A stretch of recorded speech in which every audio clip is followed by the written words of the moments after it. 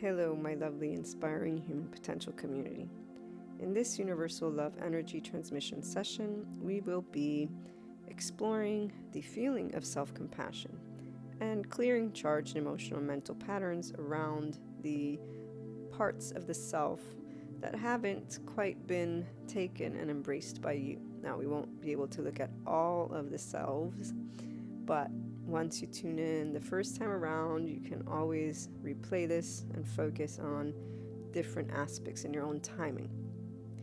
What we learned from the different episodes throughout last year and this year, as I gained the information from the neuroscience psychiatry classes I'm taking, particularly this began with Dr. Bessel van der Kolk's The Body Keeps the Score book, and where he teaches and really explains how the body holds count of everything. So our body is an infinite intelligence. The nervous system is inclined to be in a defense mode because lack of predictability means physical life threat. So today we're going to also look at a nice little infographic that kneecabum.com has on shame versus guilt. And you can go there and download it for yourself if you want, as well as take courses. They offer them. The ones that I've taken involve trauma in the brain, self-compassion. There's also shame cycles, and I have like at least 3 or 4 more that I haven't finished watching yet. So today we're going to review a little bit on this self-compassion, not too much, because I really want us to focus again on you feeling self-compassion. So the part about how this supports your inner growth, as always, it's because it gives you this ability to access that equanimity, that neutrality from your mind, and then be able to self-regulate, because you start to get a relationship with your body, heart and mind, in a safe space. This is where the universal love energy comes in to support the sense of ease. So as an energy healer, I was very much called to share this universal love energy in a way that could support people's desire to pursue being more of you. Because see, if there's anything that the psychologist, neuroscientists keep sharing in all of their classes that I've taken, is that our behavior and our emotions stem from a defense mechanism that began with our ancestors way back when, and serves to physically survive. So shame is a physical defense mechanism. Now guilt is different, because guilt involves you having done something that you know is wrong. And so in the infographic, in fact, they explain if you're guilty of something, you apologize, you take action to make amends, and that will be better. But shame, people feel shame even for the quote-unquote silliest things, quote-unquote, because it's not silly. We all grow up with certain types of parents. If we're lucky, we have the secure attachment ones, and if we're not, then we don't have that. But we can grow to self-regulate either way. I know plenty of people that actually didn't have the best circumstances in their home environment, and they're definitely in a place of self-compassion. Now, there are also those individuals who have the secure attachment and they have a lot of shame and inner critic cycles. And here's where what we live in is a society, so coexistence is very important. And while others will use a narrative that keeps you limited, we again explore the emotions, the thought, in a way that helps you to be that functional adult. So with your own sense of shame and or disowned selves, you actually say, okay, I was a child, I was an infant, I was this immature, because of course we were immature, but really it's more about that fear and being in the unknown. And so we only got to learn things from that external, and we began thinking on our own too. So the beauty of those who are inclined to be self-empowered, which are all the regular listeners and anybody who's new, if you're resonating, you're also inclined to be self-empowered. And what that means is you take ownership, you feel that the body, heart and mind are yours to work with. And so this body information that I've been acquiring, I share it regularly because it helps people to stop only engaging with their emotions, with the narratives, with this idea of a list of emotions that have nothing to do with your body. Your body holds the count. It begins with the brain and the nervous system. So another one of the doctors explains, his name's Ron Siegel, that we have a default network that establishes by the 10-12 month self. And that will present itself in our behavior with other children by the age of 7. This was in one of the classes again. That's data point 2 for the body, holds account. And then there's the part of how Dr. David Hawkins maps out consciousness and the power versus force by using kinesiology, so the muscles. It's something about the muscles and him calibrating. And shame, for example, is on the lowest part of the map of consciousness. It vibes at 20. And here we do vibe. We have a vibration. And again, as an energy healer, working with bodies from afar, since I'm a distance specialist, but even nearby, it's all the energy body. And I know some people still tell me, the ones who were more skeptical before they allowed a Reiki session, they were skeptical because it doesn't make sense, because the eyes can't see. It's not here to make sense. And I try to make sense of it, but this is the part when people will achieve a visibility of our body with the cellular component, not because you disengage from seeing the body, but understanding it is all in one. You stop thinking of it as something that doesn't make sense. There's a lot of room for growth in our society, and right now is where, thanks to the technology, the doctors and the scientists and the researchers are able to accumulate the data to eventually explain things that those who are in the mysticism, esotericism, spirituality community intuitively know and are participating and have been and are trying to share with love and kindness, but those who are more practical want to see the data. So in time, there will be the data that reveals more of this. But back to this body keeps the score. It's important to remember that every year of our life matters, what I'm trying to spell out, and that your body matters to the emotions you feel. So besides looking and or feeling about the self in a way that says, society told me this, my family told me that, to actually be able to understand that it's more than just that. And if you're going to pursue inner growth and your own inner harmony, then that focus, turn it within. So self-compassion is a great way to, one, transform shame and that inner critic.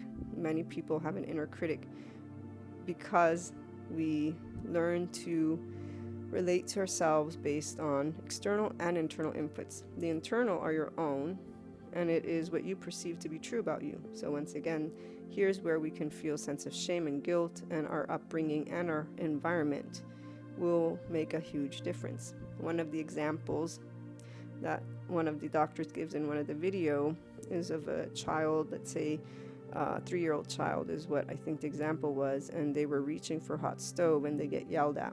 It's not about not yelling the child, but they were showing this is the first time the body gets into a posture of shame. So the nervous system, the body, shame is actually a thing that you get into. It's like when you scold a dog and they bring their tail and in the middle of their, they bring their tail down.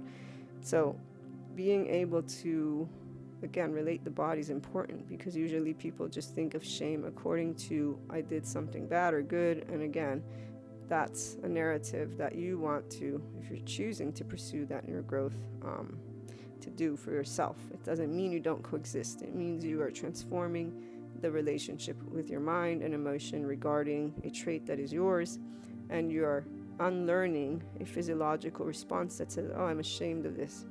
There's obviously different degrees where people will know, you will know your own. The universal love energy. As an energy healer, I want to share this in the content because it will help to provide that additional love. And not everybody may want this. So as I said in the previous video, and I'll probably share it, you don't have to accept, but if you are open to me channeling this universal energy through me into you, it is always sent for highest and best good.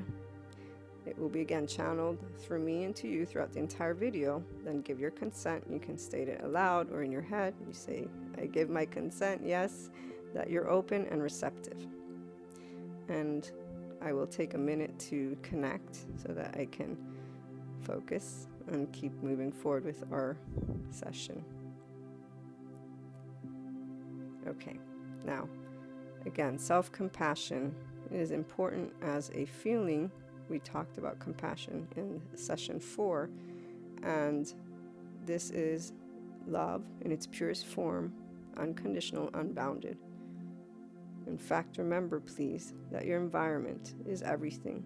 Abundance grows where energy flows. And if you're using your energy to explain yourself to people, you're taking away from the time you could be spending on things you love, on growing self-compassion, on expanding the inner world of you, on growing a sense of comfort and ease in being your true, authentic self, which is beneath the layers of what society has told you or not told you. It's, again, not because you don't coexist. It's not because you won't follow the societal etiquette of norms. In fact, it's quite the opposite. It's very interesting when people go about doing rebellious things and become, adults that in social circumstances, it's nice to have a certain type of behavior with each other versus make each other comfortable. And again, it's really about maturing and allowing our lovely prefrontal cortex, that third eye, to be a participant. So you being the adult who understands there's times where I can be in this format of behavior. There are times there I don't or I can't because of X, Y, and Z. The feeling is what's most important, because see, it is through compassion, understanding, and neutrality that you gain a way of coexisting that doesn't confine your own body. Most people, though, think of it as a confinement and or a rule book, and so your body doesn't really learn to be in a ventral vagal state to know, it's okay that there are differences, because if there's 7 billion of us, there's bound to be different ways, culturally speaking, again, ethics, all of these, for those who travel and maybe have a bigger world perspective, because I do realize that sometimes if we don't get out of our own environment, we don't really realize that there are things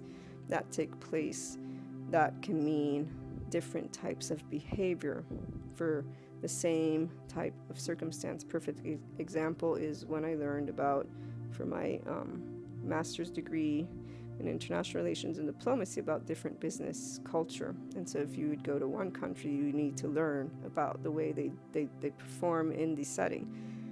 A person who would think of that as ridiculous, and so to hold a grudge, if you will, that's an adaptive child response. That's an emotional response from the ego self that is saying this shouldn't be, versus an acceptance and, again, gaining a sense of neutrality. So we can look at compassion towards the external as well as ourselves in many different ways. The external shame is an impact, so how we believe we exist in the mind of others. And so societal anxious individuals, there is a level of performance. It is about being able to be aware that all these elements from within and outside exist, and that you can know that the emotions involved, this is where the nervous system comes into place again. Another aspect that I got to learn by Ron Siegel is the one who mentioned it, and this was in the recent Why People Fitting In. So most people don't feel they fit in, this sense of belonging and fitting in, that there's this we group. And really our body has an attachment defensive state, so the need to attach is also physiological. And this we group is because if way back when in the tribe we'd get kicked out, we would starve or have a harder time to survive. Again, I'm trying to share these data points, especially for anybody who's new, who doesn't regularly listen into the podcast. The body holds account. Your emotions are connected to, and the aspects that feel like fear or anger, upset, they're because the body is defending you. And you can learn to instead be in a place of self-compassion. The beauty of self-compassion and compassion overall is that you allow love to come in, and what the psychiatrists that train in compassion say, that shame and compassion cannot coexist. Now, tone is important too, so how you speak and think to yourself is very important. If you're being sarcastic while being quote-unquote self-compassionate, you're actually not. It needs to be genuine. Here's the other part, and I will look to give you an example before we get into exploring a part of the self that you want to within this session. You can get very emotional, obviously, because there are places of hurt that have been stored as infant, child, teenager, where if rejection has taken place, it will feel really sad. And so, if that gets emotional, take a break. Remember the importance of rhythmic breathing that soothes and calms our nervous system. An example, a 5-second inhale, a 6 or 7-second exhale. Exhaling is when we're activating our parasympathetic nervous system response. And for anybody who wants, tune into yesterday's video, because I actually explained the parts of the brain that light up when we're in compassion and things always related to the body. But now that we have reviewed this information, I'm going to give you an example about compassion and shame. And before I do that, I'm going to read the kneecap little infographic. So, understanding the difference between shame and guilt. Shame is feeling bad about yourself as a person. So, for example, saying, I'm unworthy, I'm unlovable, I'm broken. Guilt is feeling bad about what you did. So, I did something bad is guilt. Shame, I am bad. Why do we experience shame? Shame is a defense mechanism. It is a way we learned to keep ourselves safe from harm in the past. It served an important purpose in the past. It kept us safe. But now it may cause problems in our lives and relationships when we no longer need that shame to keep us safe. Shame can be a way we blame ourselves for something that happened to us that wasn't our fault. When we feel ashamed, we may feel we can control our safety by controlling our actions and beliefs. Why it matters. When we understand the differences between these powerful feelings, we begin to understand and eliminate negative self-judgments and self-talk. The inner critic, that's part of your mind. So here with the inner growth mindset, why do we work with emotions and mind? So that you can gain that ventral vagal state within yourself and allow yourself to disengage from negative self-talk. So when you start to feel compassion for self, again, unconditional, unbound love for yourself, this is where things begin to become tolerable in our lovely hippocampus. As one of the other doctors, and I've talked on the podcast about this, explains to us how to work with our brain, traumatized brain. And trauma is any overwhelming feeling that the body's not able to process, FYI. In fact, here's another tidbit that the regular listeners know about. In one of Dr. Bessel van der Kolk's interview with some person that is also, I think, a psychiatrist and has a training camp of either helping people, I don't know the specific, theme, but obviously to help people with their mental health and well-being. He explained how body workers are important because our body stores all the experiences. And when he says body workers, he's meaning massage therapists. And here I have, type of massage therapist. I'm not sure if that is expanded. Not knowledgeable about the term body worker, but he used it and explained how it's about the body, working with the body, and these body workers help people to gain a sense of feeling of ease with their own body. So again, relating to how our body stores our fear, our emotions. And one of my massage therapist friends explained and shared a link with me in the past that I still have, where they talked about this, how if you're giving a massage, there can be something that comes out emotionally by a person who's receiving it because there's a stored trauma. So again, just keeping all these things in mind in a way that helps you through compassion, awareness, and staying centered in your own love in a neutral way towards yourself and the external. This helps. The external is as important as the internal, because as long as you think of the world and humanity outside of you as a negative, your body can't really feel at ease, because you really have an enemy, if you will. And that's where the negative self-talk, but also the negative talk about anything that you've experienced, doesn't support you in taking it slowly and easy to go from a stored emotional response that was in infancy, childhood, teenage, and that has been accompanying you for a long, long time. So again, I'm going to give you a tangible example and then we'll move into the focus. of you being able to feel in self-compassion with something that is uniquely yours. So when we understand the difference, okay, read that part, what to do when you experience shame. So for shame, exercise self-compassion, recognize shame as a survival tactic, seek healthy connections with others, talk to your therapist. And if you guys want any links, any people, really, nicabm.com, again, nicabm.com. Guilt, if you experience guilt, what to do: admit you are wrong, take responsibility, seek forgiveness, change your behavior. Very simple. And really, when you can clear the air in anything that has taken place, that is one of the most important things. And if sometimes, as we talked about in forgiveness, you can't do this with people because not everybody is open to actually being in a state of forgiveness, neutrality, and clearing with people. Doesn't matter what degree of vicinity you have, loved ones or strangers. Some people are not open to being in a full state of compassion.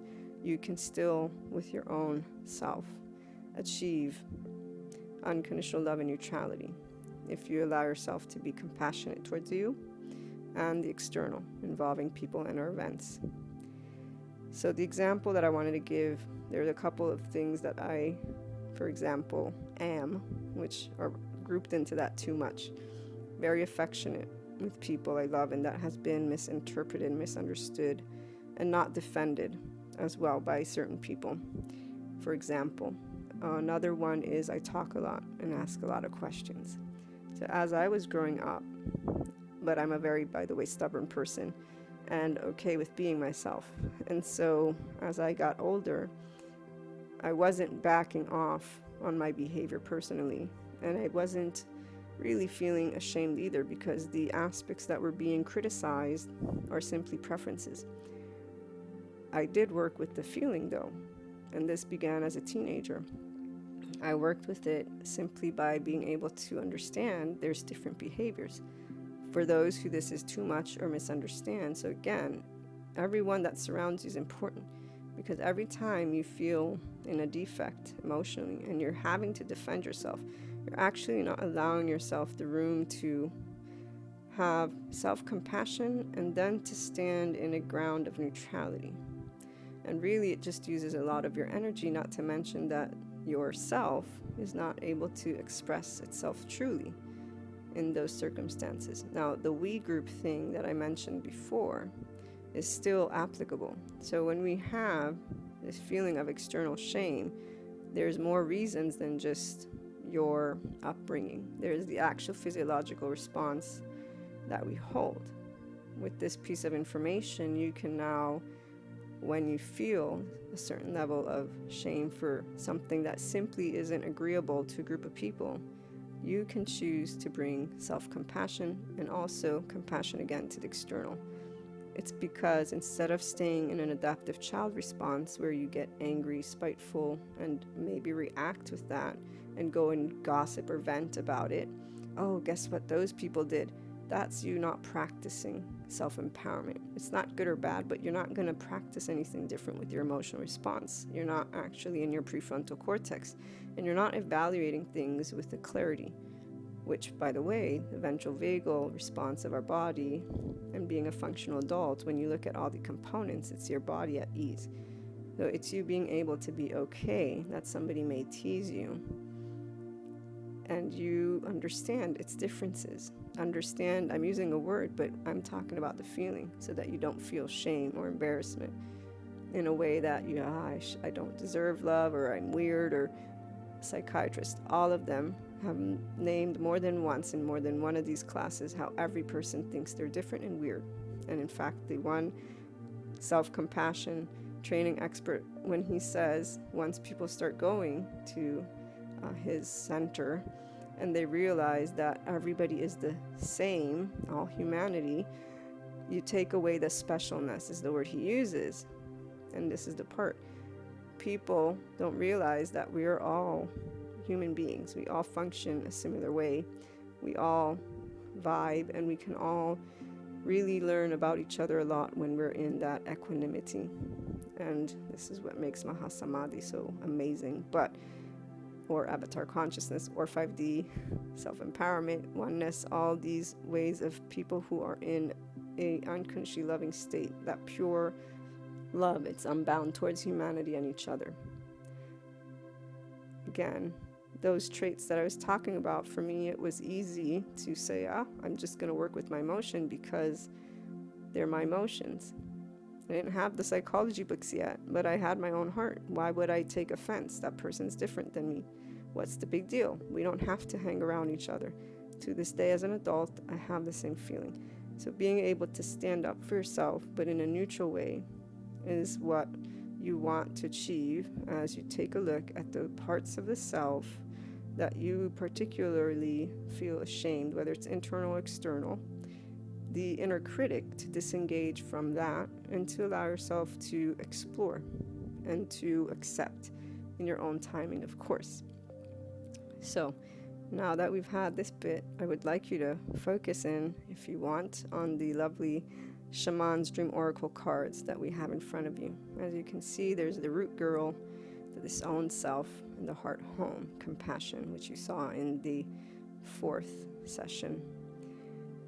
The disowned self, I prefer for you to think of the self as whole, but you do have different parts of yourself that you get to learn about in your own timing, again, as you revisit anything that comes to mind, character traits that you may have expressed or always express, and that you do feel a bit of that external having a certain impact. Now bring in that heart home is your body. You want to begin with your body. And so to begin with your body, the rhythmic breathing, to activate your relaxed state. So take some time, please, to clear your head, to breathe. This rhythmic, the 5 seconds inhaling, 6 seconds exhaling. For those who don't like it, because I, for example, don't always do it, then you just use your natural breathing. Remember that the diaphragm going in and out, so the poofing out of the belly, and this is for the regular listeners when I read to you the heart meditation. It's a video that I've shared, also the link. But the diaphragm is where epigenetics has talked about how that breathing with the diaphragm actually activates our regenerative cells. And really it is that a body at ease is not stressed, it's safe. There's all these elements that lead to our environment if it's in a sense of safety. And when our parents would pick us up as infants, that's when that sense of safety began. So breathe a little bit, clear the mind, allow yourself to clear the mind, and that can feel like I'm thinking about the wind, a beautiful summer or spring wind, or if you guys prefer winter for you, you can think of winter, but just clearing out the mind, even visualizing. And so bringing the shoulders down, relax the shoulders, open up that lovely chest, let the heart beat with love and joy. And I'd say start thinking of the self. You can look at yourself as a child if you want. That root girl definitely is a lovely child, or the heart, and just your body as your home, or something that comes to mind as you're thinking about the self, with neutrality to the best of your ability. And what I want you to do now is to take something that you find is a part of the self. It's not disowned, but let's just say you're not 100% comfortable. Maybe there are certain areas of shame. So for example, me asking a gazillion questions as a child and being told I was annoying probably more than once, and still as an adult being told I talk too much. And being able to eventually find middle ground, which was respecting others as well as myself. And that involved choosing people who are always transparent and talking and in compassion themselves, open to forgiveness, a 5D and beyond self-empowered person. Definitely my favorite people. The aspect of working with the feeling, okay, we want to focus in on that feeling of shame right now. The feeling of embarrassment, and I'd like you to note if you feel it in anywhere specific in your body, and I'd also like you to note if you feel any anger, spite, vengefulness, so something, a hint of this is unfair feeling, okay, whether it be towards society or others, but note the feeling, not the thought, the feeling. And here's where we have two things going on. We have your attachment, your defensive, if you will. You have you feeling like I don't belong, and then you have you defending you and saying, this is BS. Why are they holding this against me, kind of thing. So bring your inner and external senses of shame to neutrality. Allow yourself to be, again, we're in a safe space. Your body, it's contemplating. Bring the unconditional love. Allow yourself to identify if there's that ego part with the upset. This isn't fair. That's the adaptive child. And then the sad part is, I want to belong. This is your mammalian heritage. They both exist. It's not a bad thing. This is part of our existence, and you can self-regulate. Self-compassion right now, and compassion for the external. This is where people begin to disengage from that enlightenment choice we talk about, because they think it's okay for me to be pissed because this shouldn't happen.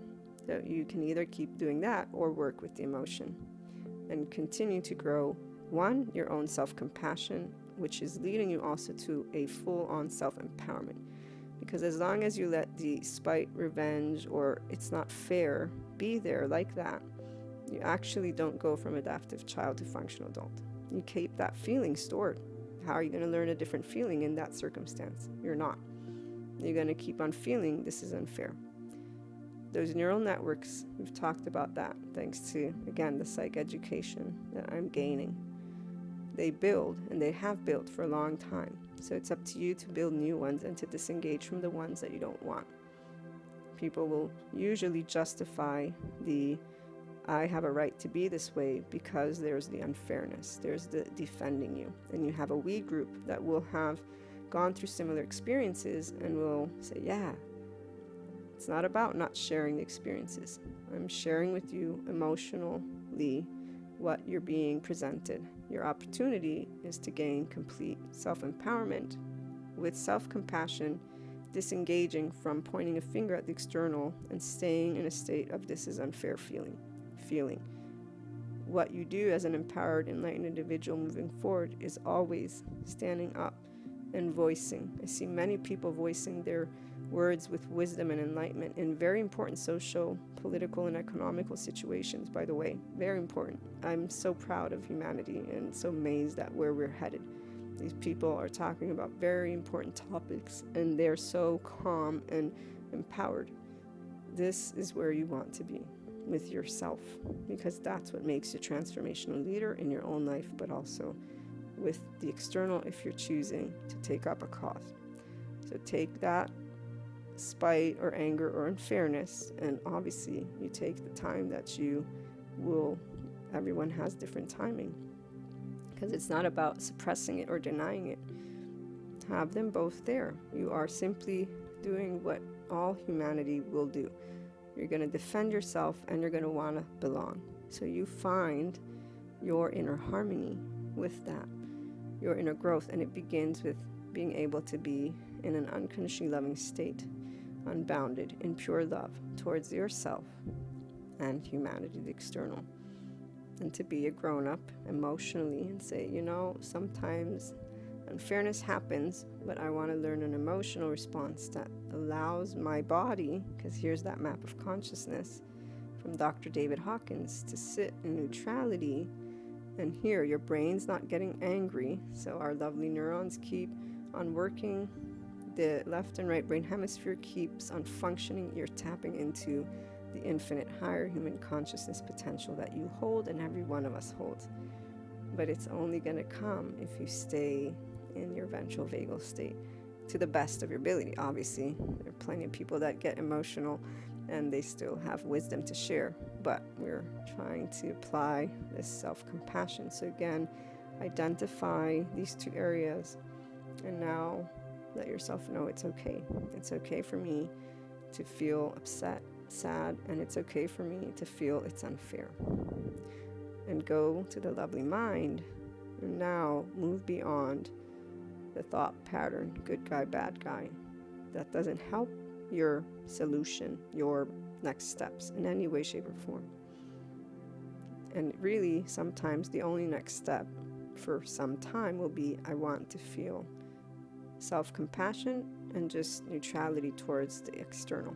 Because that unfair part may take some time before you'll be able to express love and or a feeling of thanks for that experience, because I got to practice something that brought me to complete self-compassion.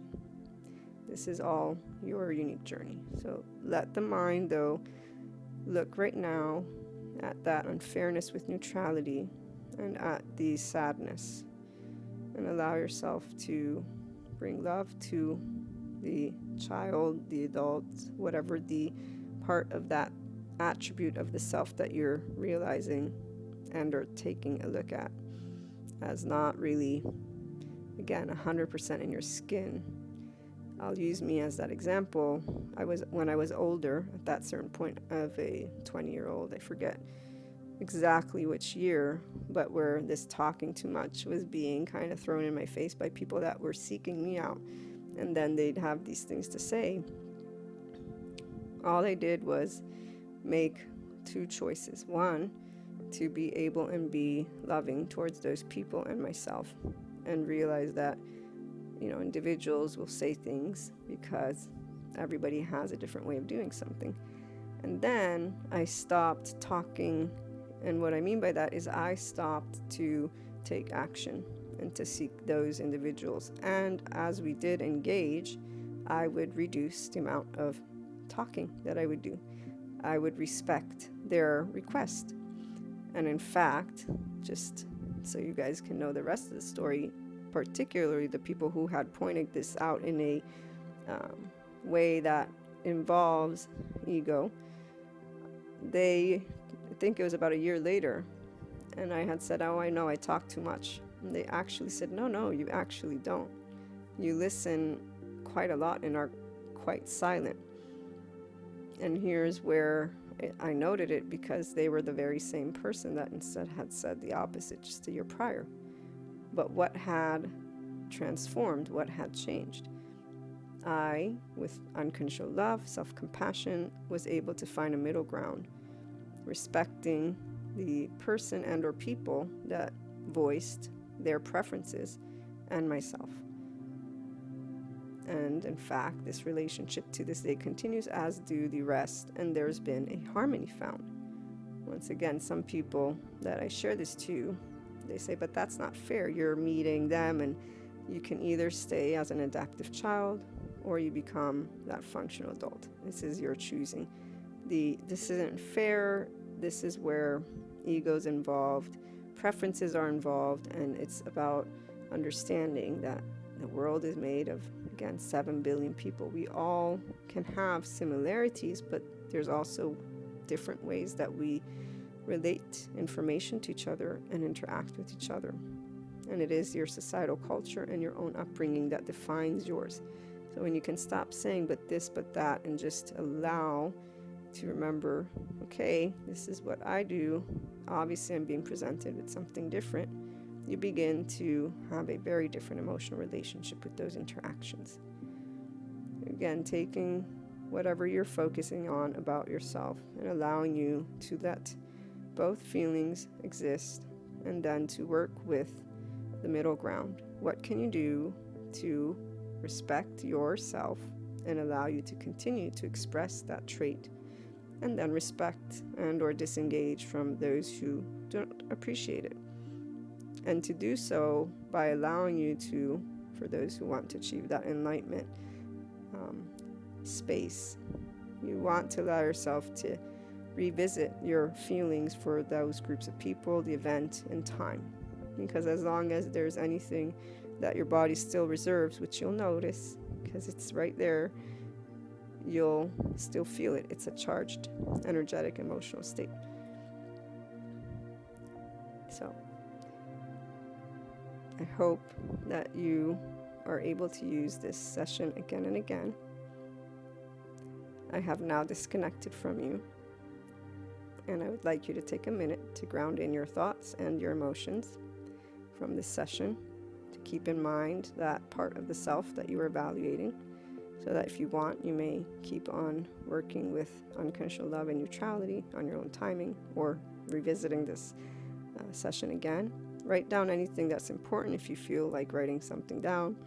And as always, smile, because smiling helps us to bring that moment of joy to our hearts. And please do remember that your power in life lies within you, within your mindset. It is what gets you to experience life and take actions. And always make sure that your actions match your heart, which you will know not only immediately because there's this bliss that comes to mind, but you'll always be able to look back at anything you've done and be proud and loving and happy and free. You truly know what is your path. Your body does, your heart does, your mind does. And it will always share with you. Anytime there's a charged state, take time to be with yourself. Take time to be in compassion, and take time to achieve visibility for your heart in love, your mind in at least neutrality, and your body ventral vagal state. You'll be able to present that much better any type of communication and or situation. Thank you for joining, and we'll see you in the next one.